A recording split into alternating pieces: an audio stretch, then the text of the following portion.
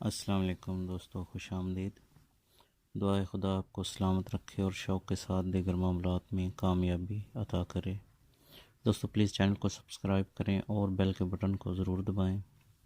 हम आपके लिए लेकर आते हैं कबूतरों का शौक़ और उनकी सेहत के हवाले से नई वीडियोस। आप भी कमेंट्स किया करें और अपनी राय का ज़रूर इजहार करें कि आपको वीडियो कैसी लगती है।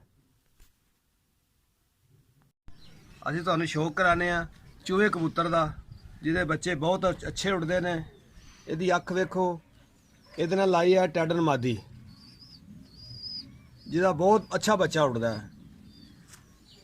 ਇਹਦਾ ਪੱਲਾ ਵੇਖੋ, ਇਹਦਾ ਸ਼ੋਲਡਰ ਵੇਖੋ।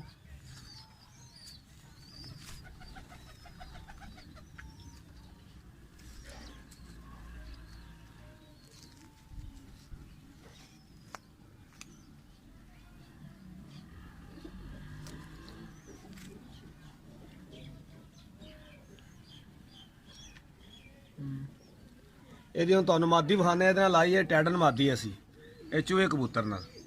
ਉਹ ਬਹੁਤ ਅੱਛੇ ਬੱਚੇ ਉੱਡਦੇ ਨੇ ਇਹਦੇ। ਜੇ ਕਿਸੇ ਭਰਾ ਨੂੰ ਬੱਚੇ ਦੀ ਲੋੜ ਹੋਵੇ, ਬੱਚਾ ਉਂਝ ਉਡਾਉਣ ਵਾਸਤੇ ਲੈਣਾ ਹੋਵੇ, ਤੁਸੀਂ ਰਾਬਤਾ ਸਾਡੇ ਨਾਲ ਕਰਨਾ।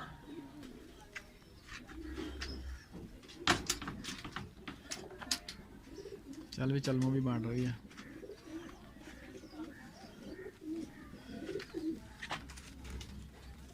ਇਹ ਭਰਾਓ ਟੈਡਨ ਮਾਦੀ ਹੈ, ਜਿਹੜੀ ਉਸ ਚੂਹੇ ਕਬੂਤਰ ਨਾਲ ਅਸੀਂ ਲਾਈ ਹੈ। ਬਹੁਤ ਅੱਛੇ ਬੱਚੇ ਉੱਡਦੇ ਇਹਦੇ ਆ। ਇਹਦਾ ਪੱਲਾ ਵੇਖੋ, ਔਰ ਬੱਚਾ ਕਲੀਆਂ ਚ ਉੱਡਦਾ ਇਹਦਾ। ਪੁੱਛ ਲਓ।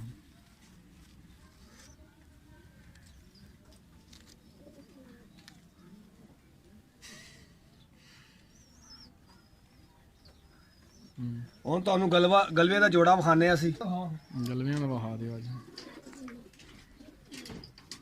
ਚੱਪੜਾ ਬਾਹਰ ਕਿਤੇ ਤੁਰ ਗਿਆ ਭੈਣ।